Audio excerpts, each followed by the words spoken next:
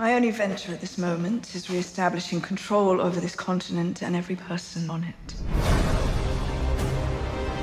All my allies are gone. I'm losing. You can count on the Iron Bank as soon as the gold arrives. Enough with the clever plans.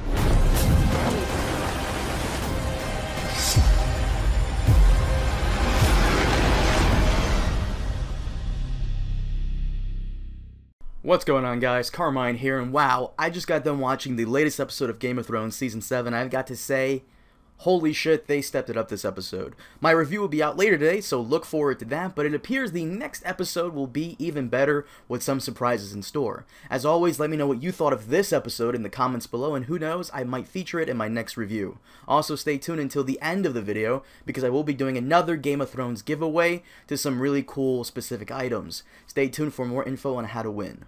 Also, before we begin, a big shout out from Quid for sponsoring this video. From thousands of stickers, collectible cards, and toys from all your favorite shows, Quid is the best app for the internet collector in all of us, or those who want to spice up their phones.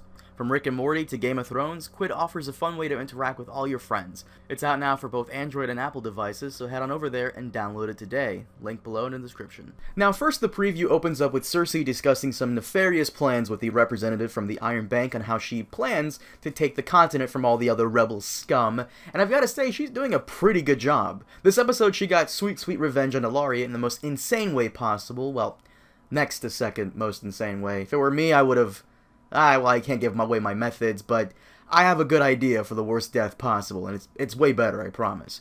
But I've got to hand it to Cersei. She's on the warpath, and from the looks of these few scenes of Jaime taking the Tyrell gold, she is a damn good strategist, removing most of her forces from the Rock to their assault against the Tyrell stronghold, while at the same time paying back the Iron Bank with their money, and keeping Dany's vanguard trapped at Casterly Rock with Euron's fleet. She is...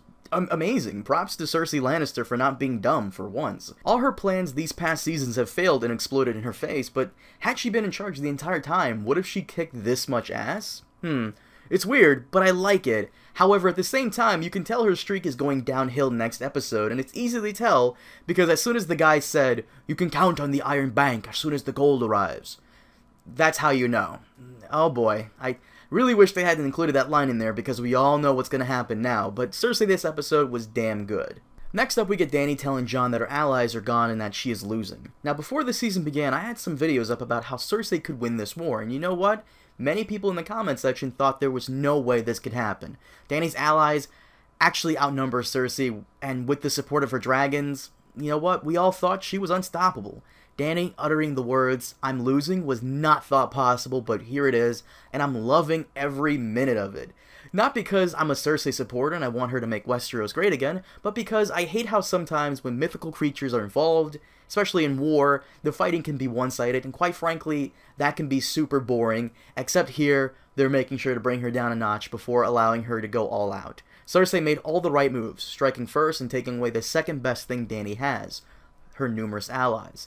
Now what? That's the best question we can ask, and it's a good thing that we're asking this question. Problem is, she's telling all this to Jon, who barely has any forces he can provide, and even if he could, they wouldn't arrive in time due to the coming winter and how quickly Cersei's maneuvers has been.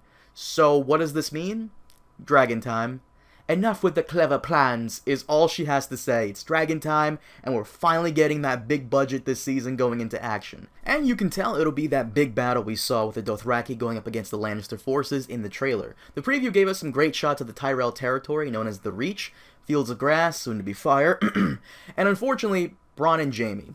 Now, don't get me wrong, I want Dany to kick some ass, but I don't want Jaime or Bronn to go down. Bronn still has plenty of clever one-liners to give, and Jaime's acting this season has so far been amazing, and I'm loving his interactions with Euron, and his scene with Olenna this episode was also good. So hopefully we can see Jaime doing some cool things next episode, but staying alive at the same time. And as always, we get some quick shots of what we can expect next episode. I'm loving that Littlefinger, who is one of my favorite characters, has been in every episode, but he hasn't been doing much other than being annoying. The one thing this season has done is give us some callbacks to Season 1, and it looks like the next episode will be no different with the Cat's Paw Blade. This is the dagger used in Bran Stark's assassination attempt. I would know, I actually bought it last year. So where has it been the entire time? well, it looks like it's in Peter's possession. We also get some shots of Brienne making a slashing move, possibly still training Podrick, who was also seen falling down in the preview.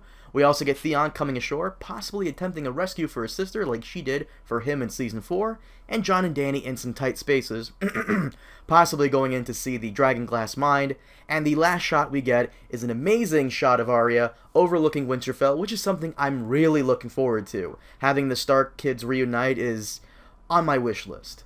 But as always, let me know what you guys are expecting to see next episode, and what did you think of this week's episode? Leave your mini review down in the comments. Now, I'm planning on doing a small giveaway every episode with a different Game of Thrones item each time. This week, I'll be giving away the Hand of the King pin. This pin is only given to those who truly deserve to be the right hand of the most important king or queen in Westeros. I'll be announcing the winners next week, where I'll also have a new item to give out. All you gotta do for a chance to win is leave a comment below, follow me on Twitter or Facebook, and you don't even have to like this video to win.